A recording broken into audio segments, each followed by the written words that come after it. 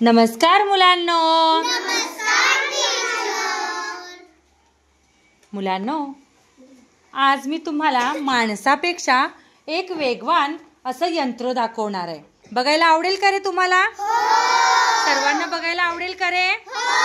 माणूस वेगाने धावतो, वेगाने काम करतो, मात्र माणसापेक्षा सुद्धा असं एक यंत्र आहे की जे यंत्र माणसापेक्षाही वेगवान आहे. कोणतं यंत्र आहे टीचर? आपले माणसापेक्षा वेगवान असेल काय यंत्र? असेल का असले यंत्र? हो, नक्कीच. असं यंत्र तुम्हाला पाहायला आवडेल का रे? चला तर मग असे माणसापेक्षा असलेलं वेगवान यंत्र आपण पाहूया. चला तर मग असं यंत्र आपल्याला सर्वांना पाहायचं आहे. तर बघूया सगळ्यांनी. याला म्हणायचं संगणक. काय म्हणायचं? काय म्हणायचं याला? काय म्हणायचं याला? आणि इंग्रजीमध्ये याला कम्प्युटर म्हणायचं. काय म्हणायचं? कम्प्युटर म्हणायचं. अरे, याला माऊस म्हणायचं. आणि ही वायर माऊसला जोडलेली आहे. आता माऊस म्हणजे काय सांगा? इंग्रजीमध्ये उंदराला काय म्हणायचं? काय म्हणायचं? उंदराला इंग्रजीमध्ये माऊस म्हणतात, म्हणून याला सुद्धा इंग्रजीमध्ये माऊस म्हणायचं. टीचर छोटे कुठले यंत्र करतात?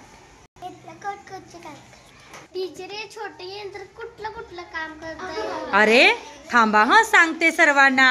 हे बघा मुलांनो, संगणक छोटा आहे ना? आहे ना? संगणक कसा आहे?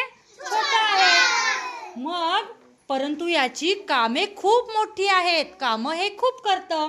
आता बघा, संगणकावरती टाईप करता येतं. टाईप करण्यासाठी हा आहे कीबोर्ड. सर्वांना दिसतात का रे अक्षरे? आता यावरती मराठी अक्षरे आहेत आणि इंग्रजी देखील अक्षरे आहेत. आणि या कीबोर्डच्या साहाय्यानं आपण टाईप करू शकतो. आणि काय करू शकतो म्हणजे गाणी ऐकता येतात, गोष्टी ऐकता येतात, चित्रपट पाहता येतात, चित्र पाहता येतात, संदेश टाईप करता येतात आणि खूप माहिती पण साठवून ठेवता येते. संगणकातली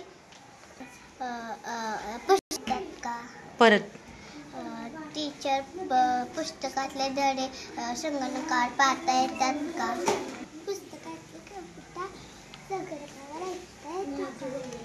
हो, पुस्तकातील धडे, चित्र आणि कविता देखील आपल्याला संगणकावरती ऐकता येतात. आपण ते थोड्या वेळानं ऐकणार देखील आहोत. तर अनेक प्रकारच्या कविता, आपल्या पाठ्यपुस्तकातील पाठ, त्याचबरोबर तुम्हाला आवडणारे गोष्टी, गाणी हे संगणकावरती पाहता येतात, ऐकता येतात. आणि तुमचे फोटो सुद्धा संगणकावरती साठवता येतात बरं का. आणि आपल्या मैत्रिणीला वाढदिवसाच्या शुभेच्छा द्यायच्या असतील तर त्या सुद्धा या संगणकावरती आपल्याला पाहायला आणि व्हिडिओ कॉल बघा. आणि आपल्याला कॅमेरा सुद्धा म्हणजे बरोबर, किती हुशार आहे, फोटो काढता सुद्धा येतात बघा. आणि तुम्हाला माहिती आहे का, एखादं आपण टाईप केलेला संदेशाचं पत्र आपल्याला मिळवता येईल ना?